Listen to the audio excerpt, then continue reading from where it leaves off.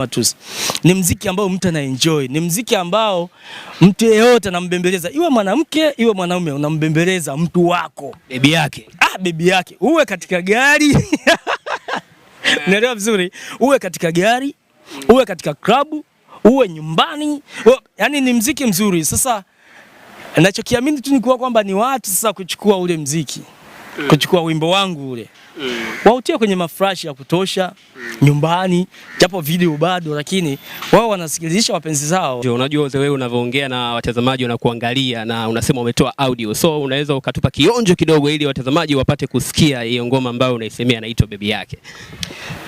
Mapenzi yako yanimaliza, mahaba yako yanidatisha, mapenzi yako yanimaliza, mahaba yako yanidatisha.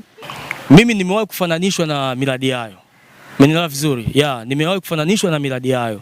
Lakini ile issue ya kufananishwa na Millard Ayo sikuona kama ilienda, lakini watu walisema kwamba wewe unafanana na Millard Ayo. Umenielewa vizuri? Sasa kama nilifananishwa na Millard Ayo, nashindwa kuelewa kwamba ile issue ilishindwa kwenda vipi.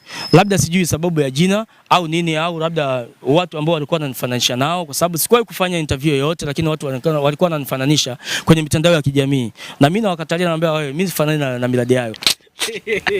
Haya bwana, ndugu yake Millard Ayo, ndugu wake.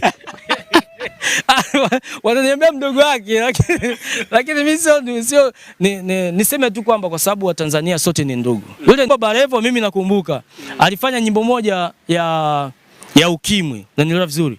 Akapata nafasi Baba Levo ya kwenda Kenya kuwakilisha wasanii wanaowakilisha ukimwi duniani, siku ya ukimwi duniani Kenya. Umeelewa? Kipindi hicho baba, sijui kama ukimuuliza sasa hivi kama yeye anaweza kukuambia. Ila sisi tunakumbuka. Na sisi tutambua kwa sababu tuko Kigoma, yeye katoka Kigoma, kaenda hadi Kenya. Ametoka Kenya, amerudi akakaa na kundi lake.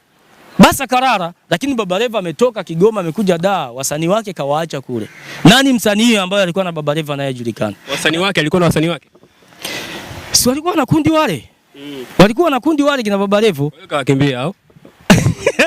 Sijui kama kawakimbia au hajawakimbia, lakini ninachojua ni hicho. Umenielewa vizuri?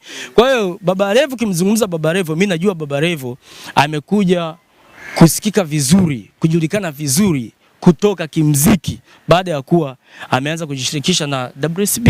Nikikwambia Baba Levo mimi nimemuita kwenye show yangu mimi. Baba Levo, huwezi kuamini. Sio uongo, sicheke, sikudanganyi. Baba Levo huyu. Mfuate Baba Levo, muulize, mwambie ushaenda kufanya show Kibondo. Ukumbi mmoja unaitwa Msasani Club. Muulize. Huyu ushaanza kucheka sasa. Inaonekana kama nazingua. Labda unapenda kumwambia nini Baba Levo?